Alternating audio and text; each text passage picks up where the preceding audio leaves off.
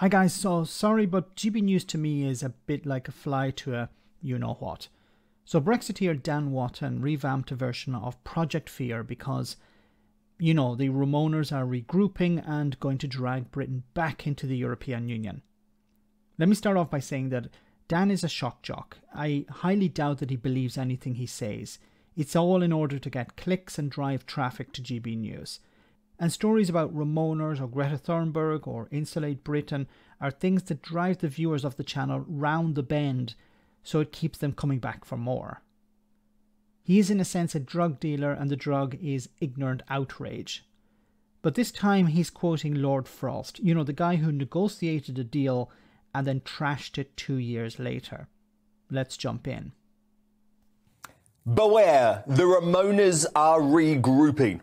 A stark warning from Lord David Frost, one of the saviours of Brexit. On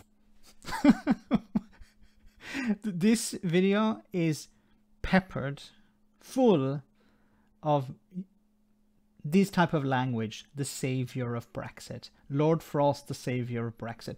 Dan would not like to know, well, not Dan, because once again, this rhetoric is not directed at the people because Dan actually believes it. I don't believe Dan believes these things, because Dan obviously would know that Lord Frost used to think it was a good idea to stay within the single market and the customs union, at least the single market. Now he doesn't, but we don't talk about that anymore. On today's Daily Telegraph front page. Well, let's be honest, he's much more respectful than me, so he actually said Remainers. But his point is one I've been worried about for many months. The Britain-loathing, EU-loving liberal elite in this country are on the march again. The Britain-loathing, EU-loving liberal elite. There's also, working class people who voted to remain, but we'll have to leave those people out because they don't fit the narrative. Once again, this is all language directed at people who watch GB News. I don't believe for a second that Dan actually believes this. But the Britain loathing, well, I actually like Britain. I love Britain. I actually care more about Britain than Brexiteers do, because Brexiteers are happy with the damage, the economic damage that's been done. They're happy with the shortages. They're happy that there is that British people, that their passports are worth less now than they were before. I'm not happy with those things. I'd actually like Britain to be better off. I wish it wasn't suffering the consequences of Brexit. So does that make me Britain loathing? EU loving? Well, I've never claimed to be EU loving, because I think the EU has its faults. There are many things that I don't like about the EU, things that need to be improved. But you fix problems by being inside. It's difficult to fix problems from the outside. Attempting to blame anything and everything that goes wrong for whatever reason on our beautiful decision to leave the European Union and the... Beautiful decision. Once again, this is all for the audience. I don't believe he believes this. Biggest democratic mandate in our history. Higher prices, empty shelves, travel delays, employment shortages. Forget the 2 years of economy-destroying pandemic lockdowns. Forget a European war. It's all down to Brexit. Then why are, once again, not to him, but why are European countries bouncing back after the pandemic? And why is Britain not? Why has trade intensity decreased? Why is it increasing in European countries and other countries outside? Now, we can park the European countries, other countries that have dealt with the pandemic, who have suffered the economic consequences. They have bounced back. Not completely, but they are improving. But Britain, no. What's the difference here? But if you don't look at the figures, then yes, you imagine, well, it's nothing to do with Brexit. They seem to have forgotten those dark days for the EU of 2020, where their awful red tape and hatred of everything from the UK saw their vaccine rollout stutter as they did everything possible to discredit the Oxford AstraZeneca jab. this is very clever because what he's doing is he's associating the EU with comments made by the French president. Or I don't even know if the French president said this, but this is the narrative. The EU didn't criticize AstraZeneca. It was individual member states, but what he's trying to do here is he's trying to mix up. Obviously, this is deliberate because he knows the difference between France and the EU, but he's trying to sell this narrative to the audience that, you know, it was the EU criticizing AstraZeneca because they didn't like us, because they're trying to punish us for leaving the European Union. Now, Frost points out, the hashtag Brexit shambles once again dominates Twitter. The European movement, backed by Andrew Adonis, says Brexit has failed. We were lied to. It's time to rethink.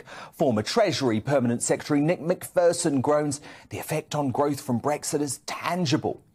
While Lord Frost rightly acknowledges there is little chance of a serious rejoin campaign developing in the short term, there is a serious concern about the future.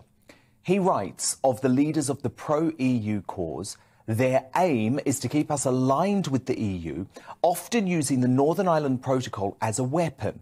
They know that if the UK doesn't diverge much from EU law, it will be much easier to take us back in later if events work in their favour.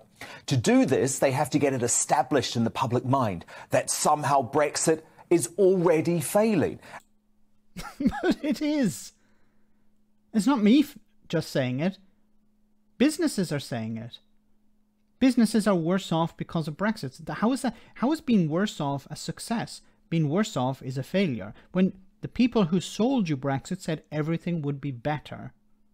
They didn't say, look, there's going to be a period of maybe up to 50 years. Well, some of them did, maybe up to 50 years where it's going to be bad. They didn't say it before, they said it after. But when it came to convincing people to vote, the Brexiteers never said anything negative. They never said, look, there are going to be difficult times, but it's better off to be out for this reason. No, it was all sunlit uplands. Everything would be better. Every problem that was the NHS waiting list would be fixed by Brexit. You don't have enough money in your pocket, that'll be fixed by Brexit. We're going to be able to keep all these immigrants out because of Brexit. We'll have control of our borders. You know, when it came to the pandemic, the borders were completely open and people on the left were saying, close the borders, please. The liberal elites, were telling the government to close the borders. The government, the Brexiteers were saying, no, we want to leave the borders open. But that's another story. And thus destroy our nerve to do things our way. Their picture of Britain is not the one the rest of us see, living with COVID successfully, leading on Ukraine, coming out of the economic downturn faster than Germany, and with PMI business confidence levels higher than the Eurozone or the US. So Lord Frost wants people to believe something that's not true. Ah, okay. Keir Starmer, he's definitely part of the group Frost mentions, knowing he can't publicly express his clearly held desire to rejoin the EU. Where has he said this? You don't, are you able to read his mind? We have to go on what he says, we don't have clairvoyance here. So instead, claiming a poorly thought through Brexit is holding Britain back. That's why we must never ever forget, that while campaigning for Jeremy Corbyn to become Prime Minister, Starmer was very serious about overturning the biggest vote in British history. Overturning? You have a referendum, and then you have another referendum. Now, if people vote in the second referendum, it was not about overturning the vote, it was about having another referendum. Like, how can you claim... And once again, Dan Wotton doesn't believe this because Dan Wotton is just regurgitating things that have been prepared for him, or he prepared himself. You can tell by the body language. But how is it anti-democratic to have a referendum? Like, Brexiteers will say, yes, it was the greatest demonstration of democracy. But then having another referendum would also be another demonstration of democracy, would it not? If you had a second referendum and the majority voted to remain, to undo Brexit, how is that anti-democratic? Because you're undoing the first one. Yes, and like, if the second vote had come in as, no, we want to stay out, we want to remain out of the Europe, or leave the European Union and stay out of the European Union, that would be a democratic vote. Now, there's many issues with the first one. It was non-binding. Okay, it was Parliament that later decided. I still hold the position that it should have not have been a referendum. It should have been a parliamentary decision.